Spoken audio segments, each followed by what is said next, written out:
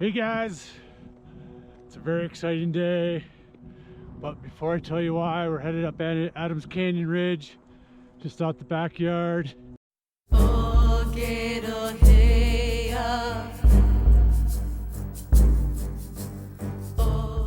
why am I so excited?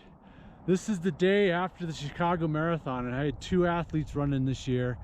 And sometimes for a coach, athletes don't really realize how much we're invested in the process and with their success. And this is kind of my race today of looking back at their journey, what it took for them to get to the race, get to the start line with families and kids, and the dedication that goes beyond it, and that how I'm honored to be along with their journey and how rewarding it is for me to have or to be part of their success.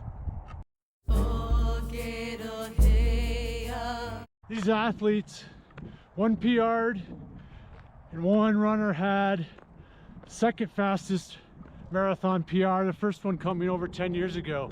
So it was a super great day for both of these runners.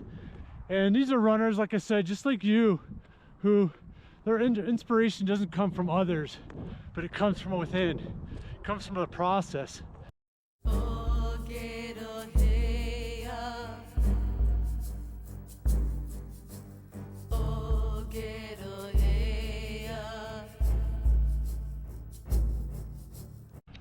They don't seek inspiration. They seek hard work. They seek discipline. They seek action. They seek the daily grind, just like you do. Getting up before everybody else in the house while it's still dark, getting that run in, doing what it takes to follow that daily goal. One of these athletes have a special place in my heart. All my athletes do, but this one in particular, because this runner was one of my first coaching athletes back when I lived in Denver, and we've kind of coached on and off. She got through married, starting a family, having kids, and there's a period of time where we didn't coach, and then we got back together again, and so we really had to shock the system.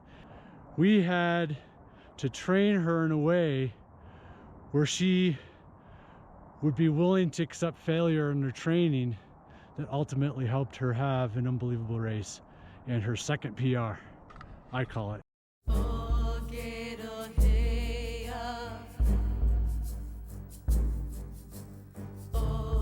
And in this training, in her training, she had to be willing to fail to succeed. So I specifically put workouts in there. They're actually not attainable. And it was the value of her trying to achieve it, to attain it, that was so valuable come race day.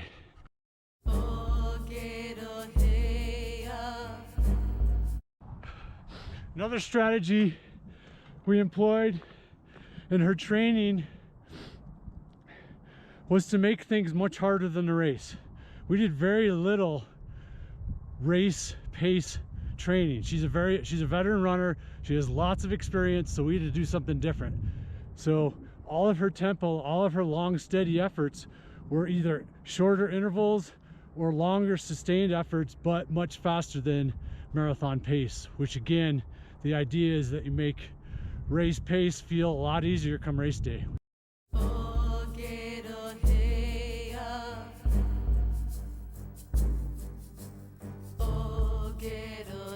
We also, in training, practiced a lot of focused running. What I mean by that is in her workouts, I gave her very precise, short windows of paces to hit in her training, into that run. Whether it was a long, easy run, but even though it was long and easy, I still had maybe a 15-second precise training zone range for speed that she had to focus on hitting every minute of the time.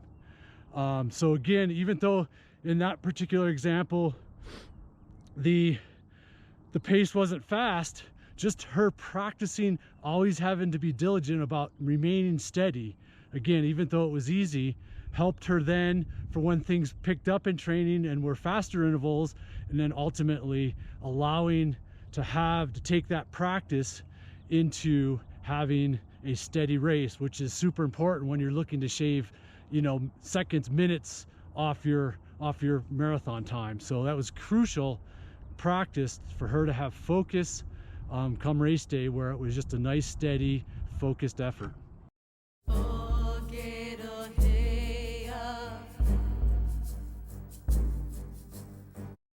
If you're a veteran runner, the hardest thing to do is to continue to improve, but I would challenge you that there's always a way to improve. There's always a way to get better. There's always ways to shave time off, add strength, add speed. Embrace the daily challenge. It's a mindset. It's an elite mindset that all of us can have, whether we think we have elite ability or not. Most things that are most important in PRing is having the proper mindset, an elite mindset that, again, is trainable and something we all can have regardless of ability. Another key element in our training for a PR was, instead of only relying on a long run on the weekend, since again she's a veteran runner, many marathons, for her to get better, I employed back-to-back weekend days where maybe Saturday was a moderately length run, or even sometimes a really long run, and then Sunday we would do a faster than marathon paced run when her legs were tired. So again, the idea being making marathon pace feel easier, but from a micro training point of view, that just trains her strength endurance.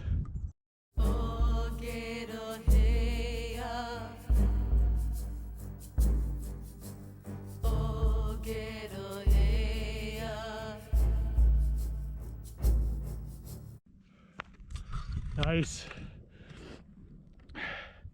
Quarter mile, 1,000 feet of climbing. Right down there is home, literally right across the street. So it's pretty cool little Monday adventure. Nice recovery hike, nice and casual. So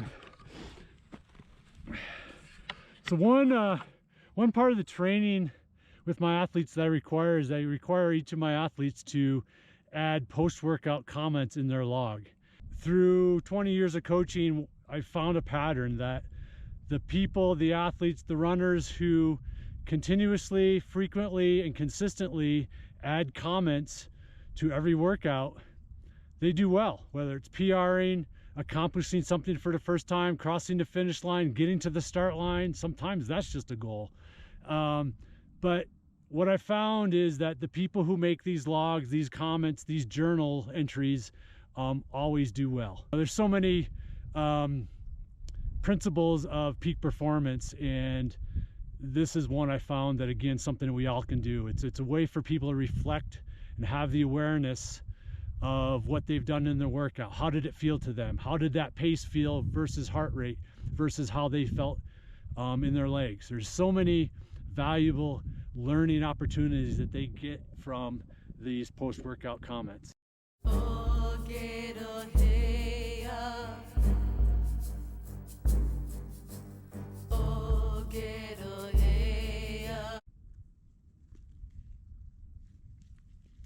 Strapping them down. Time for the descent. So this trail closes at the end of October. So trying to get some enjoyable hikes, runs in the backyard before the trail shut down for wildlife. And then it'll open up 1st of May once the snow melts and migration has taken place. So taking advantage of this weather. T-shirts and shorts in October is always a good thing.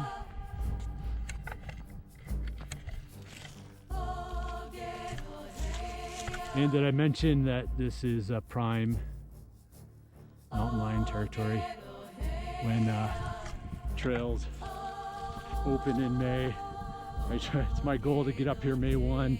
There's still a little bit of snow up on top, and there'll just be mountain lion tracks everywhere, and it's pretty cool. And one of my goals is to eventually see a mountain lion. Never seen one. Wonder how many times they've seen me though.